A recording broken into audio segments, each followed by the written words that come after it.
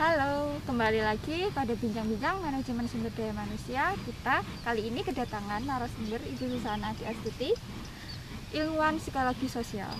Selamat siang, Bu Susana. Siang, Mbak Lika. Terima kasih kehadiran Bu Susana pada hari ini. Iya, menanggapi pembicaraan dengan Bapak Konstantinus kemarin, kita sempat membahas tentang daya dukung keluarga. Daya dukung keluarga itu sangat penting untuk karyawan, Bu. Ya. Menurut di sini menurut Bu Susan, daya dukung keluarga itu bagaimana sih, Bu? Gimana itu daya dukung keluarga? Oke, baik.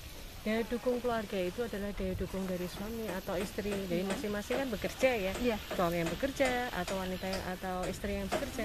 Nah, daya dukung keluarga itu bagaimana dukungan anggota keluarga terhadap bapak atau ibu yang bekerja. Jadi itu sangat penting dalam bekerja ya, karena mereka juga membutuhkan daya dukung itu. Kalau menurut Bu Susan, secara konkret daya dukung keluarga itu yang seperti apa? Ya, secara konkret daya dukung keluarga itu adalah bagaimana anggota keluarga itu masuk ke dalam aktivitas dari, kita bicara tentang karyawan suami aja ya. Jadi bagaimana istrinya itu menyiapkan segala sesuatu, karena di era new normal ini kita kan bekerja di rumah kebanyakan.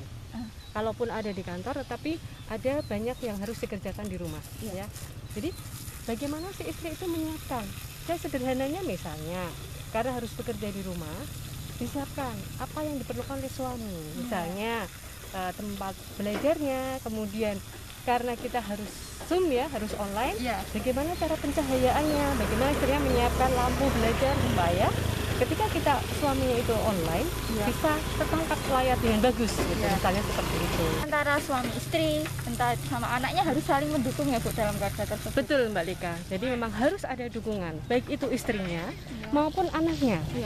Karena apa? Karena kalau si suami ini nantinya akan bekerja lewat rumah, biar istrinya juga tahu, oh sebenarnya pekerjaan suami saya itu apa sih. Nah, anak-anak pun sebagai anggota keluarga juga mengerti dan bisa memahami. Bu, kalau kondisi keluarga kan pastinya beda-beda ya, Bu? Iya, betul. Nah, kalau bagaimana jika daya dukung keluarga itu rendah, apa yang terjadi nanti terhadap karyawan tersebut? Ya, pasti bisa kita bayangkan kalau daya dukungnya rendah, ya suami akan kehilangan konsentrasi bagaimana dia bisa bekerja dengan baik, bagaimana dia bisa bekerja secara efisien, produktif. Kalau ketika berapa persen dia harus di rumah bekerja, tapi tidak ada daya dukung dari keluarga. Bu, bagaimana menanggapi prinsip kadang-kadang ada orang mengatakan pekerjaan di kantor jangan dibawa ke rumah dan masalah di rumah jangan dibawa ke kantor. Dulu ada prinsip yang mengatakan bahwa kita di kantor kemudian bekerja, di rumah tidak bekerja lagi. Itu tidak bisa ya. Itu tidak bisa dilakukan di era new normal seperti ini. Karena bagaimanapun ketika suami kita berada di rumah meskipun dalam waktu yang lama, itu tetap work from home. Jadi ya tidak bisa dipisahkan antara itu.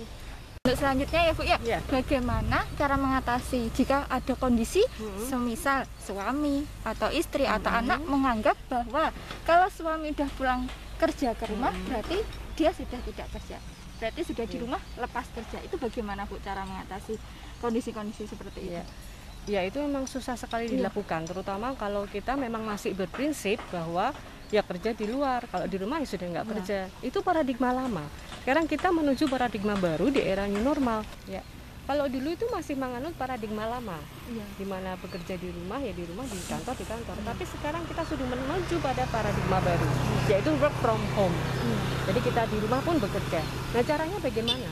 Dengan edukasi melalui film-film, sehingga para suami bisa menonton bersama istri dan anaknya di rumah dengan cara edukasi melalui film ini.